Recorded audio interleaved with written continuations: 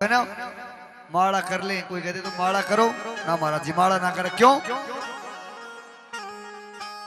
क्योंकि माड़ा नहीं कहे ना, अरे गुरु जी मैं तो वो माया में फंस गई, अरे धोखे में जिंदगी लुट गई, है ना। क्योंकि माया के चक्कर में इंसान भजन नहीं करेगा, और भजन करेगा तो भगवान को अवश्य प्राप्त करेगा। अब इधर को महाराज ब्रह्मा जी और सृष्टि का वर्णन किया, इधर को बैठे हुए, और देखा एक गौ माता और एक बैल खड़े हुए थे। और बैल कौन था? साक्षात एक धर्म, साक्षात एक धर्म था। और गौ कौन थी? साक्षात पृथ्वी थी। अब धर्म जैसे बैल खड़ा और गौ माता के आंसू आ रहे थे, गौ माता रो रही। इधर को महाराज काला वस्त्र में एक दुष्ट खड़ा हुआ, काला वस्त्र एक दुष्ट खड़ा हुआ। महाराज परीक्षित जी ने अपना शस्त्र उठाया और वो गौ माता के पास गई। गौ माता के पास जैसे पहुंचा तो गौ माता, भव भव साधु तिष्ठ है, हे साधु आप कौन? उन्होंने अपना वर्णन बताया, नाम बताया। जब गौ माता से, गौ माता आप कैसे रो रही हो? महाराज मेरे सामने एक विडंबना है। बताओ देवी क्या बात है? सामने एक काला वस्त्र में एक दुष्ट खड़ा है और इसने बोला है तेरा पति के 3 पैर तोड़ दिए। 3 कौन से? सतयुग, द्वापर और त्रेता। 3 पैर तोड़ दिए और चौथा भी तोड़ के रहूंगा, इसलिए मैं रो रही हूं। राजा परीक्षित सोचा जो मेरी शरण में आ गया उसको तुम मार सकते हो। राजा परीक्षित ने शस्त्र उठाया और कलयुग के पीछे भागा। कलयुग केवल नाम आधारा, सुमर सुमर नर उतरई पारा। कलयुग में जितना भगवान को भजन करोगे उतना ही उद्धार होगा। अब कलयुग के पीछे भागा। कलयुग क्षमा बड़न को चालिए। कलयुग हाथ जोड़ के बोले महाराज इसमें मेरा कोई दोष नहीं। क्यों? मैं हूं कलयुग, और कलयुग कितना समय भोग के आया। ये कलयुग ही चल रहा है इसमें। ये तो इसलिए 5 अभी द्वापर की छाया है इसलिए, और ने कलयुग में जो कर्म हो रहे ना, अब भी देख लो, अभी भी देख लो हो रहे ना, ये सब कलयुग में हो रहे जितना हो रहे।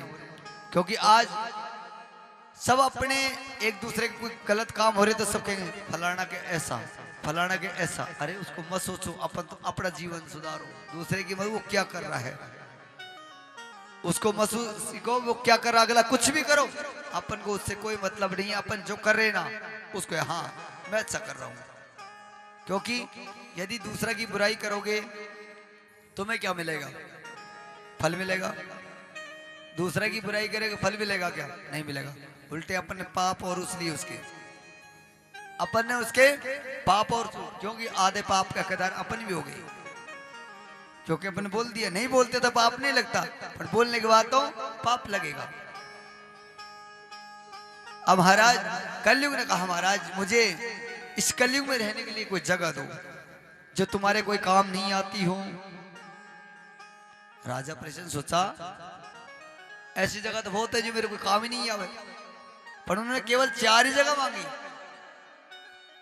4 जगह जो तुम्हारे कोई काम नहीं आती हो। पहली जगह कौन सी मांगी? जहाँ धूम्रपान होती हो वो जगह मुझे दे दो। राजा परीक्षित सोचा ये भी मेरे कोई काम की नहीं है, दे दी। और दूसरी जगह जहाँ पर स्त्री गमन होता हो, जब वैश्यगामी होती है वो जगह मुझे दे दो। तथा तो ये भी मेरे कोई काम की नहीं है। और जहाँ पे जुआबाजी होती हो वो जगह मुझे दे दो। सोचा ये भी मेरे कोई काम की नहीं, ये भी दे दो। अब एक जगह कौन सी मांगी उन्होंने? महाराज 3 जगह तुमने बुरी दे दी, एक तो अच्छी भी दे दो, एक तो अच्छी भी दे दो। मांगो। महाराज जी मुझे थोड़ा सा सोने में वास दे दो। राजा परीक्षित सोचने लगा सोना पाया भी बुरा और खोया भी बुरा, ये भी मेरे कोई काम का नहीं है।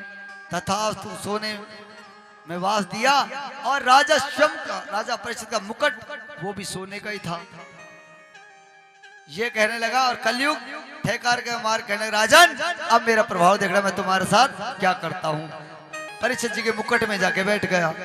कलयुगी केवल नाम आधारा, कलयुग केवल नाम आधारा, कलयुग केवल नाम आधारा, कलयुग केवल नाम आधारा, कलयुग केवल नाम आधारा, कलयुग केवल नाम आधारा, सुमर सुमर नर उतरहि पारा, सुमर सुमर नर उतरहि पारा, सुमर सुमर नर उतरहि पारा, सुमर सुमर नर उतरहि पारा। कलयुग केवल नाम धारा, सुमर सुमर नर उतरहि पारा। राजन, अब मेरा प्रभाव देखना, मैं तुम्हारे साथ क्या कर। विनाश काले विपरीत बुद्धि, जब विनाश का समय आता है ना, जब बुद्धि नष्ट हो जाती है। इधर को महाराज राजा परीक्षित जी और जा रहे थे, और जाते जाते महाराज समीक ऋषि और वो भगवान के भजन कर रहे थे। भगवान के भजन करे राजा परीक्षित जी आए और देखा, क्योंकि कहते नहीं, आज भी देख लो, कोई अच्छा कर्म करता है ना, कोई पड़ोसी यदि 4 व्हीलर ले आए तुम थार भी लेके आओगे, और पड़ोसी थार लेके आए तुम वो लेके आओगे। कौन चाहती वो BWM, कौन चाहती वो लेके आओगे, एक दूसरे को वोट तो करोगे। और भगवान पहले कहता ये वोट करोगे तो जल्दी पढ़ोगे। अब इधर को महाराज राजा परीक्षित जी आ रहे, देखा एक सरफ झाड़ी पे पड़ा हुआ, और देखा, उठाए और वो समीक ऋषि के गले में डाले। समीक ऋषि के गले में डाला, और बेचारे ज्ञानी ध्यानी पुरुष थे, और बैठे हुए देखे। इधर को महाराज श्रृंगी ऋषि को पता चला, देखा आज मेरा पिता के गले में मरा हुआ सरफ किसने डाला, ये तपस्या कर रहे हैं। जैसे ही समीक ऋषि तपस्या से खड़े हुए और देखा तो गले में मरा हुआ सरफ, और श्रृंगी ऋषि ने श्राप दिया, जिसने भी मेरा पिता के गले मरा हुआ सरफ डाला है वो 7 दिन के बाद जिंदा होकर उसको डस जाएगा। अब जैसे समीक ऋषि खड़े हुए, बेटा तुमने बहुत बुरा किया है, अरे ज्ञानी ध्यानी के पुत्र होके और तुमने श्राप दे दिया। श्राप तपस्या को नष्ट करता है, बुद्धि को छीन करता है, और तुमने उनको श्राप दे दिया। बेटा तुमने बहुत गलत किया है, क्योंकि कहते हैं इंसान का भाव होना चाहिए, और तुमने सारी तपस्या नष्ट कर दी। अरे इतना तुम्हारे पिता इतना तपस्वी, इतना राजा थे, और तुमने उनके श्राप दे दिया। बेटा कोई गलती सबसे होती है। नहीं पिता, जो मैंने श्राप दे दिया वो तो सत्य है, और श्राप वापिस नहीं। तो आज देखो दिन भर पिंकी, आज दिन भर है ना, दिन भर श्राप देते लोग, कैसे जाएंगे। तो लोग आपस में माता बहन देख लो झगड़ेगी, क्या बोलेगी, क्या बोलेगी, डांटते रहो, चूड़ो फुटे बनवा कभी ना हो, ऐसे रोते हो ना श्राप। देखो दिन भर दे लड़ाई करो, सीधे यही बोलेंगी, पर वो श्राप कभी ना हो। क्यों, ये कलयुग में श्राप लगे ही ना। ये कलयुग में सत्युग द्वापर त्रेता गए जिनमें श्राप लगता था, आज का दिन भर श्राप दो तो लगे। क्यों, स्त्रियों में 2 काम होता है। क्या, एक स्त्री आंकड़े के बेड में जल चढ़ाओगी, तुम सब चढ़ाओगी। एक स्त्री बेचारी तपस्या करती है ना, और पति की सेवा करती। तुम कौन कौन करती हो पति की सेवा, बताओ।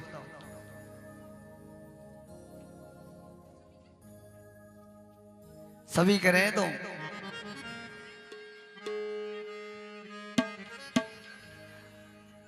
ये सेवा ना मानी जाए। अच्छा मेरी बात मान, तुम्हारी बात मान ली हमने, तुम सेवा करती हो, क्या करती हो, खाना बनाती हो, और स्त्री के पास कोई काम नहीं है। आप सुनो मेरी बात, क्या काम करते हो मैं बताऊं आपको। स्त्री के पास क्या काम है बताओ, रोटी बनाई और झाड़ू पोछा लगाया और खाए और सो गई, 5 काम बताओ।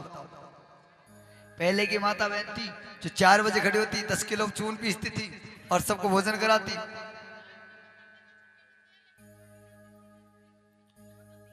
अब बता रहा हूं तुम्हारी बड़प्पन करो। सुनो, हम मानते हैं तुम्हारा काम ज्यादा है। सुनो, पहले की माता बहन 4 बजे खड़ी होती है ना और चाकी चलाती चून पीसती है। अब लेके आ गए तुम क्या चक्की, चक्की लेके आ गए। कौन लेके आए हो? तुम लेके आई हो, पति लेके आए। सुन लो पहले, पति लेके आए है ना, पति लेके आए और उसको चलाओ। उसका बिल कौन भरता है? तुम भरते हो, पति भरता है? बताओ। अब सुन लो फिर, एक बता देना मुझे बाद में, कौन करता है? आदमी। हो गया एक काम पहला। दूसरा काम, पहले की माता बहन पानी लेके आती, अब टैंक में पानी डलवाया और मोटर चलाया, पानी छत में पहुंच गया, उसका बिल कौन भरता है? तुम। सुनने दे, आगे सुनना, काम बताऊंगा सारा तुम्हारे काम बताऊंगा। फिर उसके बाद आ गई वॉशिंग मशीन, कपड़ा डाले और धोए और उसमें सूख जाए कंप्लीट, डाले और सूखे, उसका बिल भी कौन भरता? आदमी। तुम नहीं भरने वाली। और अब तो पोछा लगाने की मशीन और आ गई, वो भी खटी खटी दे लें और वो भी देख लो, है ना, वो भी भरे। उसका बिल कौन भरता है? उसका भी आदमी भरता है। बच्चा क्या बताओ? हाँ, एक काम मानो जो किसी के 500 के नहीं कह सकता, ये भी हो जाएगा। तुम मान लो, ये चिंता मत करो, बेटा को ब्याह करो, ये भी हो जाएगा। तुमने इसलिए बीमारी न वो थोड़ी बहुत चलती रहे, है ना, नहीं तो काम कुछ भी नहीं रिया। वो तो सत्युग, द्वापर और त्रेता। देखो उसमें क्या होता, सुबह 4 बजे खड़ी होती। पहले मुर्गा कितने बजे बोलता? 4 बजे। और आज जी चाचा मुर्गा बोला, तुम कौन से काम करने वाली हो? मुर्गा जब चाचा बोला, अब तो पहले 4 बजे ही बोलते थे, अब तो मोबाइल चलाया, अलार्म बजे, हाँ साहब अलार्म बज गए, 5 बजे खड़े हो जाओ। फिर पंचामृत पियोगे, उसके बाद काम करोगे। क्या काम बचा? पहला का जितना काम नहीं दिया। हाँ, तुम तो ये है, एक रोटी बनाओगे जिसमें 3 घंटा लगा दोगे, तो काम थोड़ी है।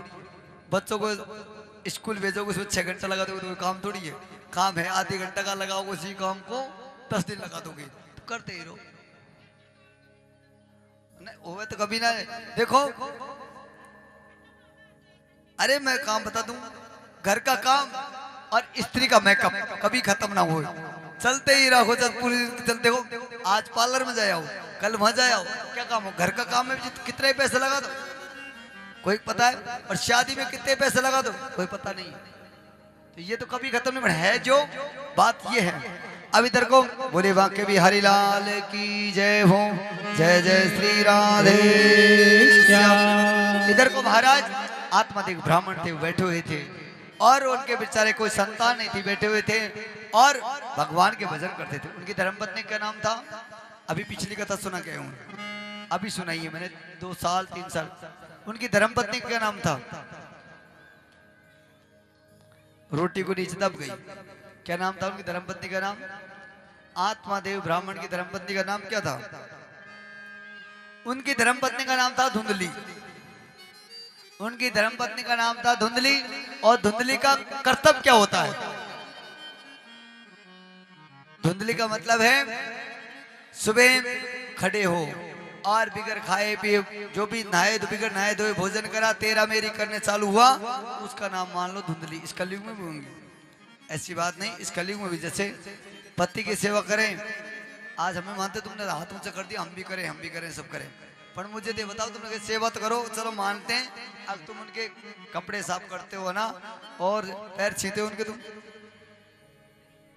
भगवान के दरबार में झूठ बोलो मत है।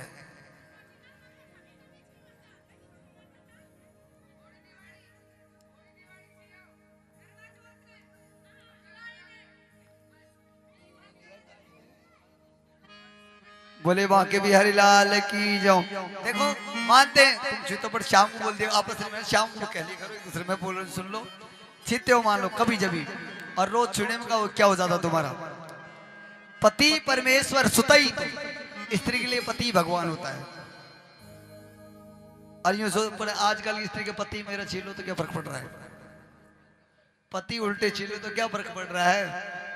क्योंकि वो भी एक लक्ष्मी है। स्वामी मैं तुमसे कम थोड़ी हूं, मेरा भी तुम छीओ, क्यों मेरा भी नाम तो मैं तुम्हारी धर्मपत्नी हूं, है ना।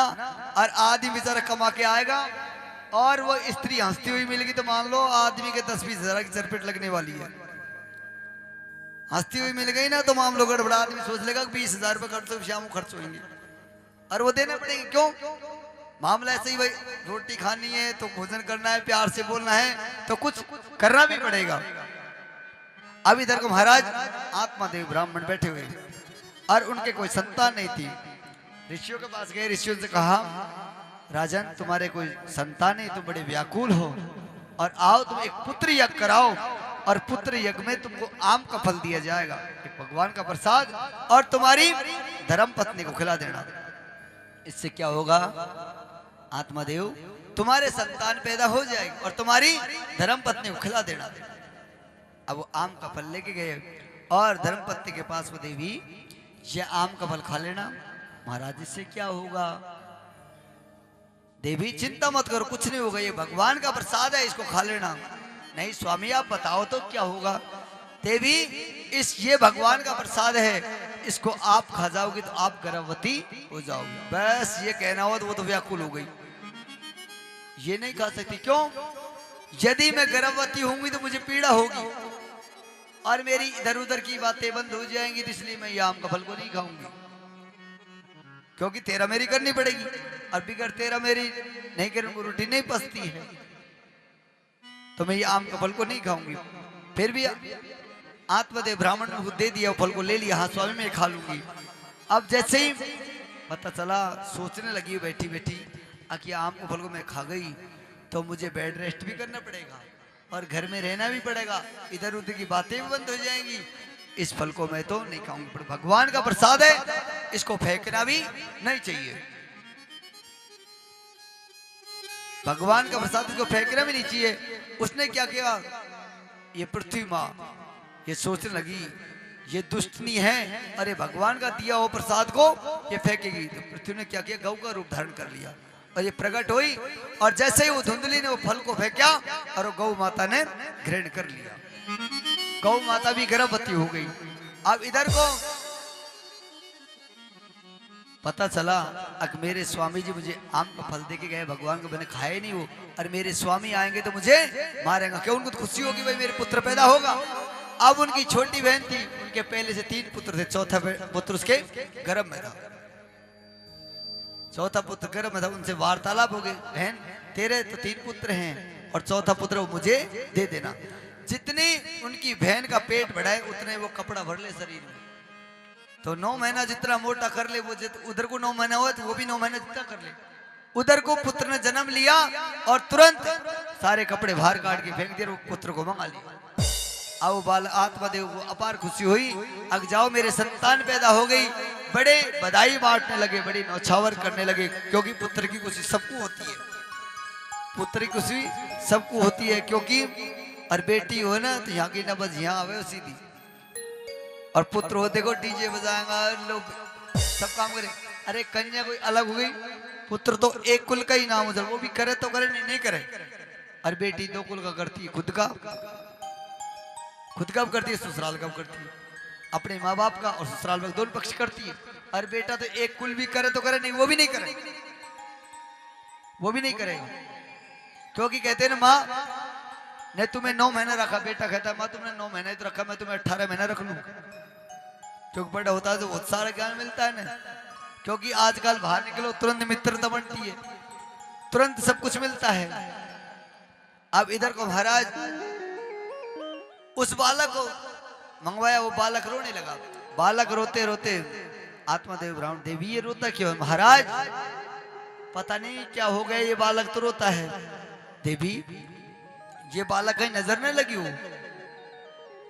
महाराज पता नहीं, ये बालक इसलिए रोता है, ये बालक इसलिए रोता है अब मेरे स्तनों से दूध नहीं आता है। अब स्तनों से दूध जवाब से जन्म दिया हो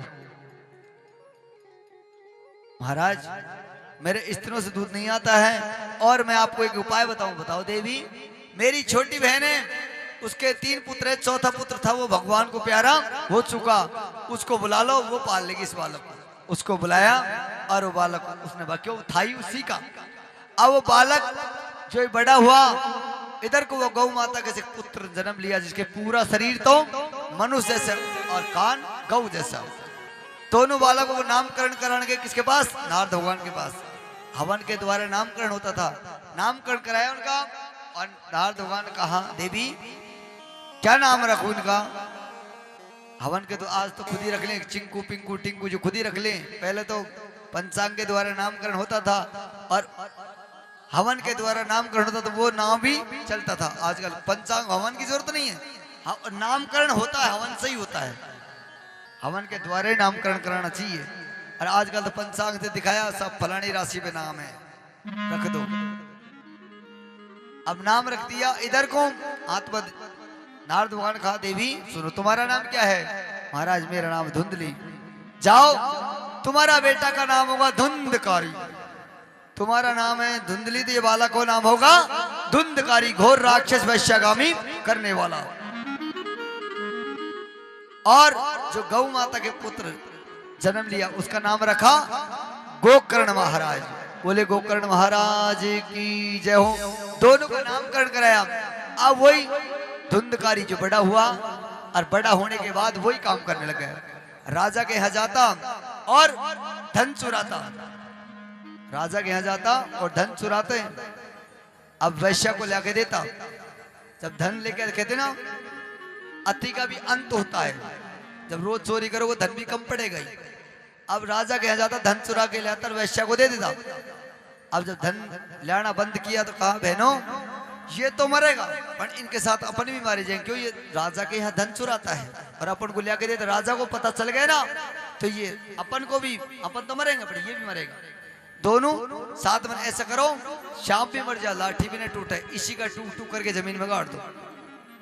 वैश्य ने ये सलाह की और टूक टूक करके जमीन में गाड़ दिए। वो कैसे मरा? अकाल मृत्यु। जो एक्सीडेंट होके मरता है, फांसी लगा के मरता है, जहर खा के मरता है, कट के मरता है, वो अकाल मृत्यु होती है उनकी। वो होते हैं प्रेत योनि में, जिनकी आत्मा घूमती रहती है। वो किसको परेशान करते? कुटुंब को, परिवार को परेशान करेंगे। और परिवार को परेशान हो जाएंगे, हाँ बताओ है तो तुम्हारे परिवार के, वो किधर जाएंगे? भगवान ने कहा है मुझे मत मानो, तुम्हारे पितरों को इनको मान लो इसमें मैं हूं, इनको मान लो इसमें मैं हूं, क्योंकि मेरे कुछ भी नहीं, हाथ पैर कुछ भी नहीं है, इसके भाव से तुम इनको मान लोगे ना तो मैं हूं उसमें। तो पितरों के जैसे आज इंसान का दुख पड़ने का कारण यही होता है, जब उनके कुटुंब के कोई भटकते तो किसको परेशान करेंगे? परिवार को ही। और परिवार को बस परेशान करेंगे तो परिवार वाले उनको उद्धार नहीं। क्यों? तुम तो सुख की रोटी खा रहे हो और वो दुख में भटक रहा है तो किसको? आपको तो परेशान करेगा। दुख आपको दोगे जब वो आप उनका उद्धार करवाओगे। क्यों? अकाल उनको, यदि कहते ना यदि अगला शांति में नहीं तो शांति तुम्हें भी नहीं रहने देगा। अगला शांति में नहीं है तो तुम्हें भी भटकाए डालेगा, वृद्धि करेगा, लक्ष्मी में बढ़ोतरी नहीं करेगा, कुटुंब का विनाश करेगा, हारी बीमारी करे, कुछ न कुछ तो कर। कहते ना भगवान कहता है मैं चींटी बन के घुसता हूँ, हाथी बन के निकलता हूँ, तुमसे निकलेगी नहीं। फिर तो भगवान कहता है पहले पितरों को मान लो उसमें मैं हूं। अब इधर महाराज धुंधकारी के टूक टूक करके जमीन में गाड़ दिया और उनके पिंडदान गयाजी वगैरह सब करा दिया, फिर भी उनको शांति नहीं मिली। महाराज गोकर्ण महाराज को सपने में दिखाई दिया कि भैया मैं प्यासा हूं और मेरा उद्धार कराओ। भैया तुम्हें मैंने गयाजी करा दिया, पिंडदान का, फिर भी तुम्हारा उद्धार नहीं। भैया मेरा ऐसा नहीं हो सकता, क्यों? मैं अकाल मृत्यु से मरा हूं और मेरी आत्मा भटक रही, मेरा जी को शांति नहीं है, तो भैया तुम्हारा उद्धार कैसे हो? भैया मुझे श्रीमद् भागवत कथा का गुणगान कराओ, जाओ मेरा उद्धार हो जाएगा। 7 पेड़ी का बांस लगाना और उसमें मेरा वास दे देना, 7 दिन में बांस फट जाएगा तो मेरा उद्धार हो जाएगा। इसलिए बांस को कभी जलाया नहीं जाता। 7 दिन अलग अलग एक एक पेड़ी की पूजा होती है, 7 दिन पितरों का वास होता है, 7 दिन में बांस जगह छोड़ देता है अपनी। तो यूं मान लो अगर पितरों का उद्धार होगा। प्रेत बोलते हैं दूसरे को, पितर बोलते हैं अपने को। प्रेत होता है, प्रेत का मतलब है कोई हवा साथ में है, और पितर हो तो अपना हो, तो उसका उद्धार कर, उनका उद्धार करके। और भैया को जब सपने में दिखाई दिया तो भैया ने उनको भागवत कथा सुनाई और बांस लगवाया और धुंधकारी का उसमें वास दिया। जब उनका उद्धार हुआ और अपन कह देना कोई तुम भागवत कथा करा लो, यहाँ की ना बस यहाँ बोला चाहे डॉक्टर को दे दे करोड़ रुपए, चाहे डॉक्टर को दे दे करोड़ रुपए। बताओ धर्म की जड़ कहाँ है? धर्म की जड़ कहाँ पे है बताओ? अभी तो पिछली कथा सुनाई है, साल 2 साल तो नहीं हुए मुझे। और पाप की है ना, धर्म की जड़ है पाताल में और पाप की जड़ एसएमएस अस्पताल में, है ना। क्योंकि वहां डॉक्टर मांग ले वो तो देगा, और यहाँ पे अपन कह दे ना, यहाँ पे अपन कह दे भगवान के प्रति थोड़ा खर्च करो, तो यहाँ की ना बस ये बोला ऐसा ना। अरे भगवान के प्रति लगाया हुआ हमेशा इंसान को मिलेगा। और डॉक्टर से आप यूं नहीं कैसे, डॉक्टर ने कह दी 10,000 की पर्ची बना दी ना, तो आप 1 रुपये कम नहीं कर सकते, 999 भी नहीं कर सकते, पूरे 10 ही देने पड़ेगा। और यहाँ भगवान के प्रति अपन कहते थोड़ा भाव से लगाओ भगवान के प्रति, तो तुम्हारा उद्धार होगा। और भगवान के लगा क्यों, ये जीवन है, ऐसे ना मिले, बड़े अनमोल वस्तु है इसको। क्योंकि चाहे प्रधानमंत्री हो मुख्यमंत्री हो, सबको वहीं जाना है। जो अब बड़े लोग अलग बनाए, उसके लिए कुछ प्रधानमंत्री जो देश को चला रहा है वो अलग बनाए, उसको वही मिट्टी मिलना है, अपन को वैसी मिट्टी मिलना है, और जो आएंगे उनको वही मिट्टी मिला है, कहते ना।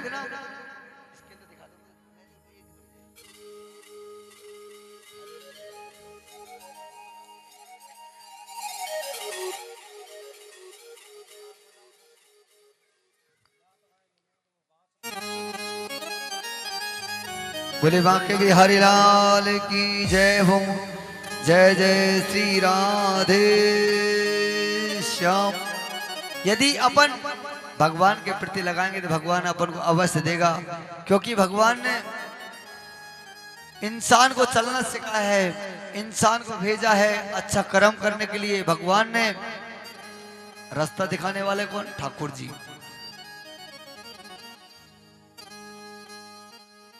क्योंकि अच्छा कर्म अपन करेंगे तो भगवान अपन को आगे तक पहुंचाएगा।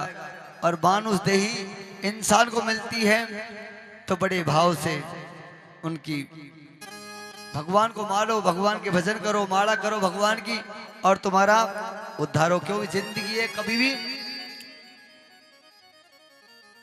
जो भी कोई भी है, कहते ना जगत में कोई ना परमानेंट, कोई भी परमानेंट नहीं है, कोई भी नहीं है ना। अरे तेल चमेली चंदन साबुन, अरे चाहे लगा लो सेंट, और जगत में कोई न परमानेंट, जगत में कोई न परमानेंट, जगत में कोई न परमानेंट, जगत में कोई न परमानेंट।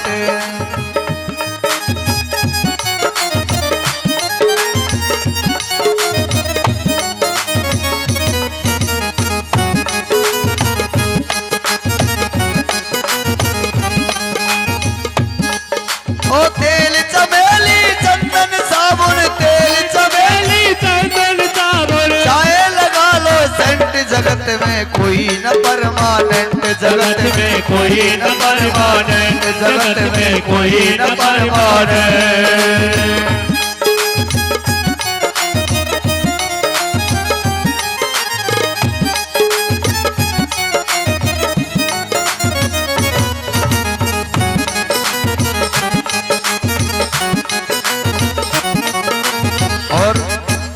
आवागमन हुआ दुनिया में जगत रेस्टोरेंट, ओ भगतो जगत है रेस्टोरेंट, ओ भगतो जगत है रेस्टोरेंट, रे भगतो जगत है रेस्टोरेंट। अरे आवागमन हुआ दुनिया में जगत रेस्टोरेंट, ओ भगतो जगत है रेस्टोरेंट, ओ भगतो जगत है रेस्टोरेंट, रे भगतो जगत है रेस्टोरेंट।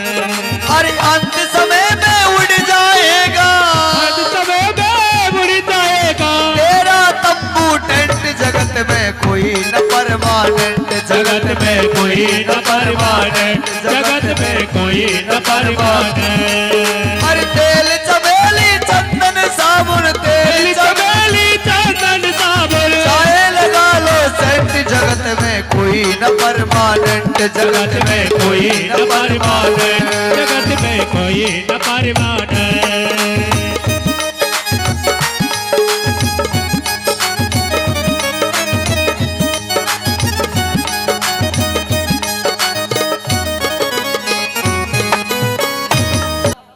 84 लाख योनि होती कौन सी है, और योनि बनवा के और वचन भरवा लेना।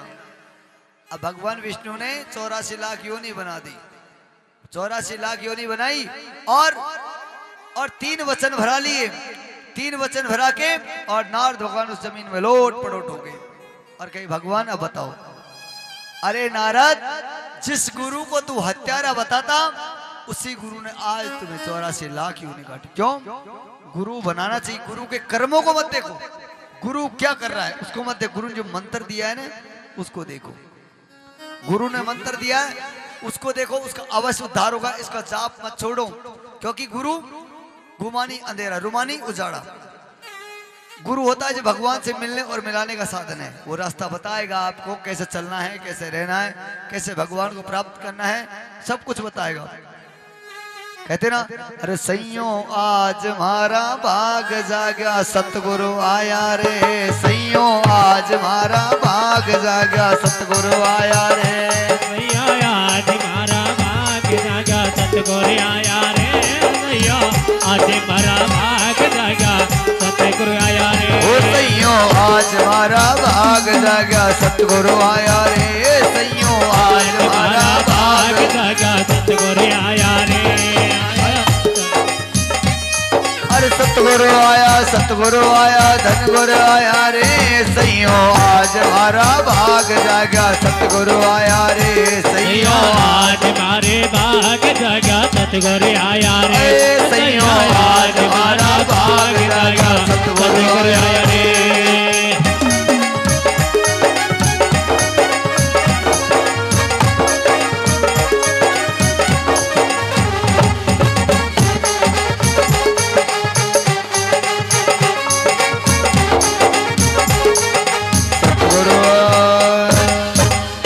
जय जय श्री राधे श्याम, सैयों आज हमारा भाग जागा सतगुरु आया रे। गाते ना, तालियां सतगुरु तुम्हारे प्यार ने जीना सिखा दिया, दुनिया की दर ठोकरों से हमको बचा लिया। ऐसे लग रहे हो मुझे, आप बताओ, ऐसे ऐसे बैठे हो, आप बताओ कैसे? कुछ बोल ही नहीं सकता मैं तो, ऐसे बैठ गए। तुम्हारे घर में कोई लल्लू भैया क्या बोलते ना, ये इसे बैठे हैं ना गैस रसोई में सिलेंडर भी तो ऐसे बैठे हो चुपचाप, है ना। और ब्रज में ऐसे बोलते हैं, ऐसे बैठे हो जब तू गोबर को चौथ पड़ा हुआ, ऐसे ऐसे बोलते हैं, ऐसे ना। अरे भगवान के भजन में आयो, ताली बजाओ, हंसते रहो, खेलते रहो। भगवान भागवत कथा इंसान के सिखाती है ना, आए हो तो सब कुछ छोड़ के आओ, आए हो ना तो सब कुछ छोड़ के आओ और ठाकुर जी की मस्त लगन में लग जाओ। कहते ना, लगन तुमसे लगा बेटा, होगा देखा जाएगा, जो होगा वो देखा जाएगा। ठाकुर जी की लगन में लग जाओगे ना तो तुम्हारा उद्धार। ये सब कुछ घर छोड़ के आओ, उसको परवाह मत करो।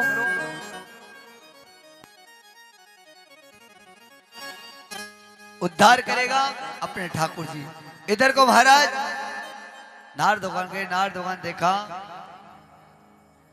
और नारद भगवान देखा, चारों तरफ देखा तो नारद भगवान ने पूछा, पार्वती मिली उनको, सती मिली, देखा। और नारद भगवान ने कहा, देवी तुम्हारे भोले भंडारी बड़े अच्छे हैं, सृष्टि के मालिक हैं और तुमसे मन की बात कहते कि नहीं कहते? ओ महाराज जी, मेरे पति देव मुझसे कोई बात नहीं छिपाते, सारी बात कहते हैं। अच्छा कहते हैं तो ये पूछना उनसे, अब तुम्हारे गले में मुंडों की माला किसकी है?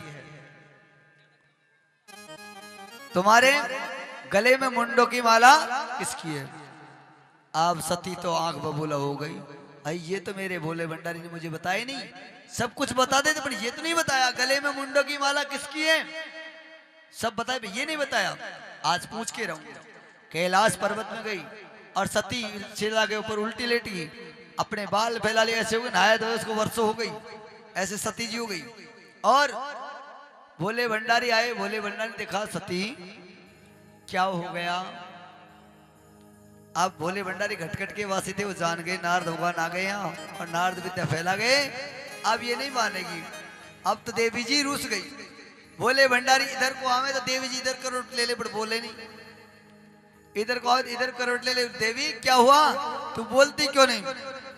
अब ऐसा हो जाए, आज भी देख लो लेडीज रूस में 100 मण को मुंह कर लेंगे तुरंत, इतना किलो 2 किलो को वजन कर लेंगे ना, इनको तो रूस के कितना हो गए बोलेंगे नहीं। देखो ऐसा हो जाए तो उनको तो इनका कोई वजन सारा इनका माथा रखती हो। अब सती भी ऐसे होगी। भोले भंडारी पूछ रहे सती क्या हो गया? अब बोले नहीं, भोले भंडारी इधर आवे सती इधर करवट ले ले, और इधर को जाए तो इधर करवट ले ले। भोले भंडारी व्याकुल हो गए, बिना स्त्री बिना तो भोले भंडारी भी आते रह गए। देवी रूस गई तो क्या रिया? अब इधर को कह देवी क्या बात हो गई, या किसी से तुमने पड़ोसी में झगड़ा कर लिया, कोई लड़ाई हो गई, बोलती क्यों नहीं? बस ये कहना हुआ। भोले भंडारी कहने लगे देवी सुनो, अरिया कहीं झगड़ कर आई है, भूखी है अथवा प्यासी है। अरिया कहीं झगड़ कर आई है, भूखी है अथवा प्यासी है। अरे मेरी सौगंध बता देवी कैसे तू आज उदासी है। मेरी सौगंध बता देवी कैसे तू आज उदासी है। कहीं झगड़ कर आई है, भूखी है अथवा प्यासी है। तेरी सौगंध जय हो।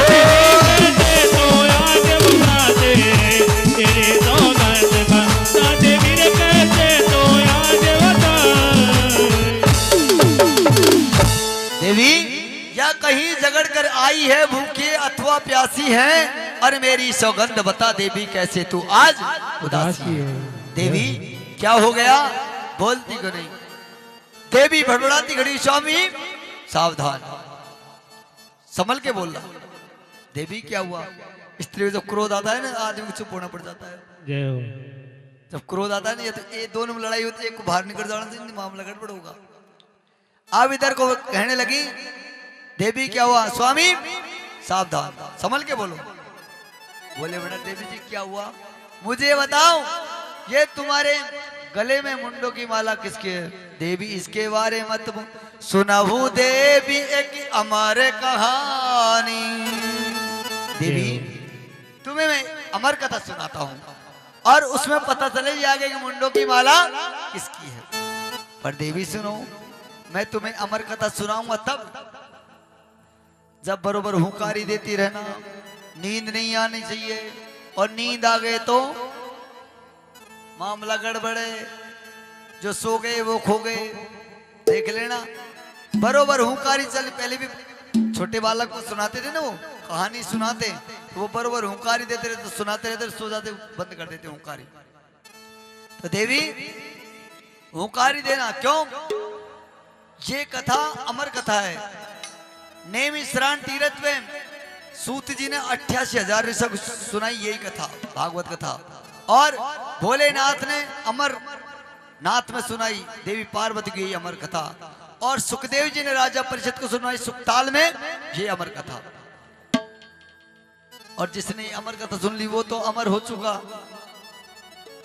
अब इधर को देवी पार्वती देवी चलो और तुम्हें एक अमर कथा सुना। अमरनाथ में पहुंचे और सिंहासन लगा लिए, और पार्वती बैठ के भोले भंडारी ने डमरू बजाए। एक वटवृक्ष का पेड़ थे, डमरू बजाया और सारे जीव जंतु उड़ा दिया। सारे जीव जंतु उड़े। देखा तो एक जो तोती था सुखदेव जी, जो अंडा नहीं, अंडा कहते नहीं तो गर्म है, नहीं बाहर, आधा जीव बाहर आधा गर्म है। सारे जीव जंतु उड़ के पड़े, अंडा बाहर रह गया। समय पाकर तो वो भी बाहर ही आएगा। अब भोले भंडारी देवी पार्वती को अमर कथा सुनाने लगे, और अमर कथा सुनने एक आसन से बैठ गए। देवी ओंकारी बरोबर चालू रहनी चाहिए, सोना नहीं है, ठीक है। अब पार्वती को अमर कथा सुनाने लगे। अरे अमरनाथ में भोले शंकर बैठे आसन मांड, अमर कथा जब लगे सुनावने, गोरा को त्रिपुरार होमा के पड़ गया सोता। सोता मानी क्या बोलते हैं? होमा के पड़ गया सोता। सोता मानी क्या होता है? नींद। होमा के पड़ गया सोता, भूकरा दे रहा तोता। होमा के पड़ गया सोता, भूकरा दे रहा तोता।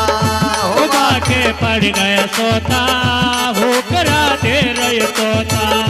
होमा के लग गई सोता, भूकरा दे रहे तोता। अमरनाथ में भोले शंकर, अमरनाथ में भोले शंकर बैठे आसन मां। अमर कथा जब लगे सुनावन, गोरा कूद पुरार होमा के पड़ गया सोता, भूकरा दे रहा तोता। होमा के पड़ गया सोता, भूकरा दे रहे तोता। होमा के पड़ गए सोता, भूकरा दे रहे तोता।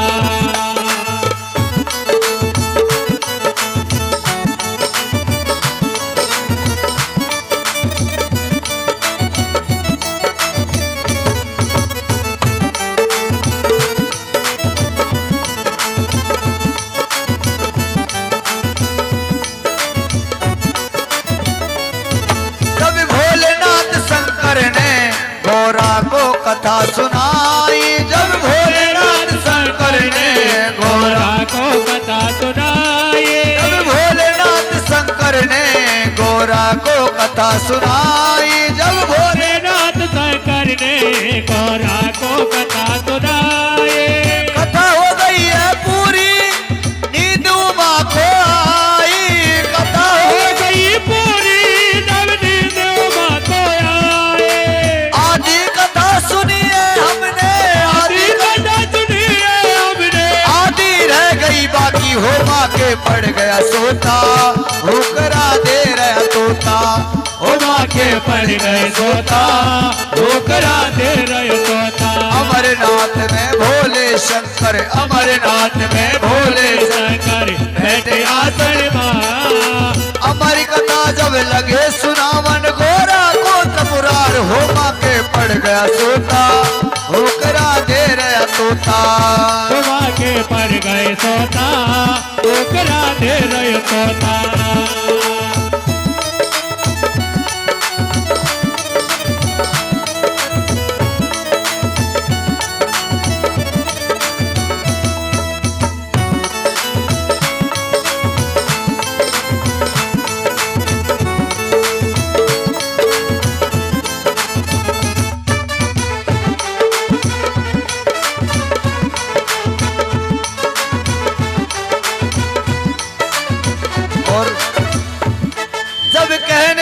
शंकर जी ये कथा सुनी है किसने?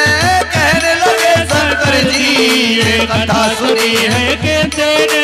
जिंदा नहीं छोड़ूंगा वो कथा सुनी है उन्होंने।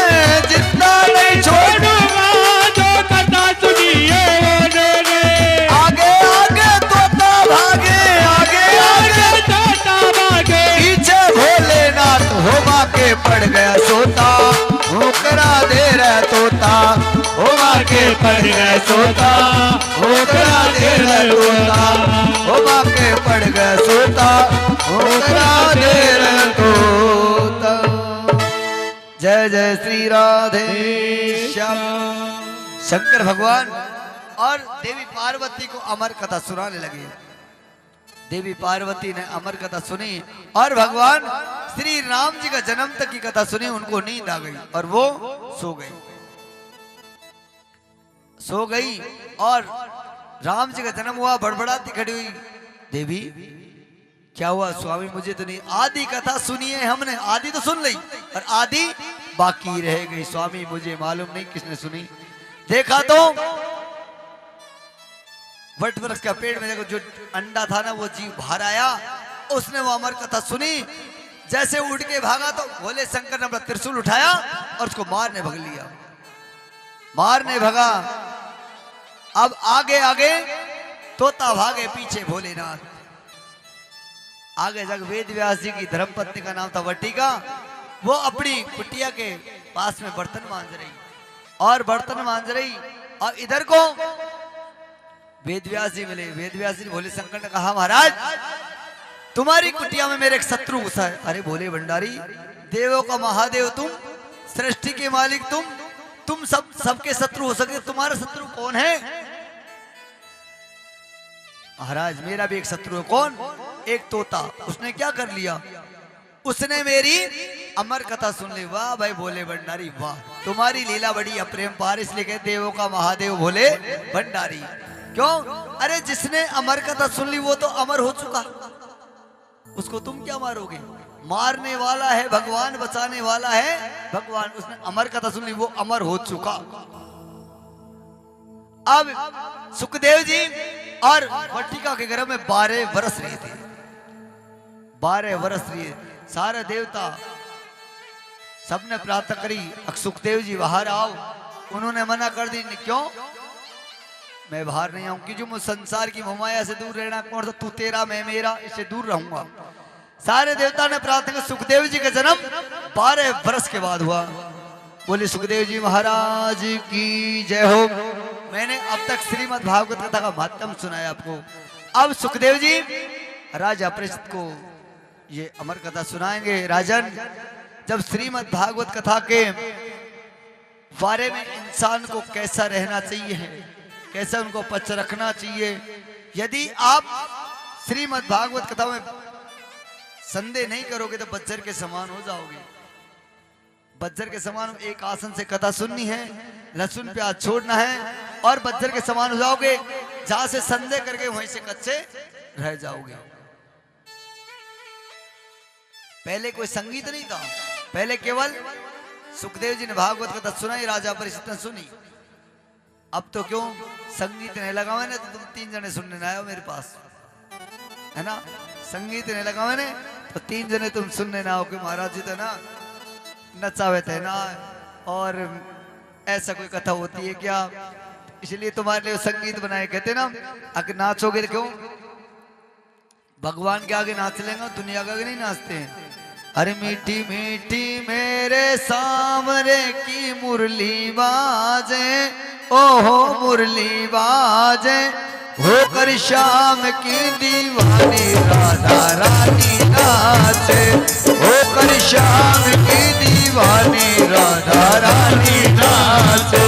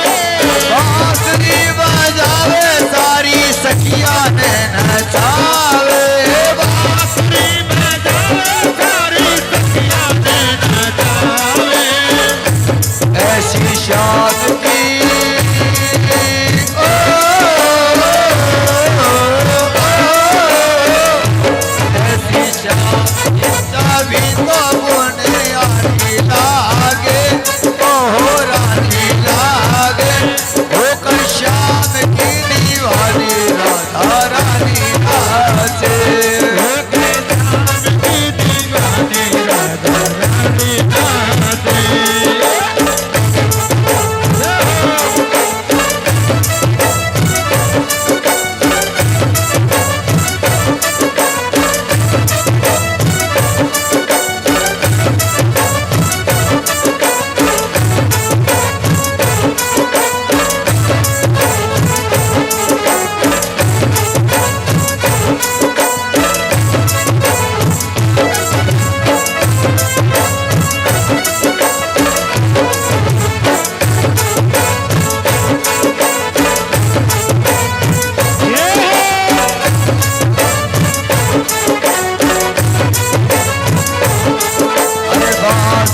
बांसुरिया पे घणो इतरावे बांस की बांसुरिया पे घणो इतरावे बांस की बांसुरिया पे घणो इतरावे हीरा मोटा की होती तो चांदी सोना की होती तो जाने काई करी तो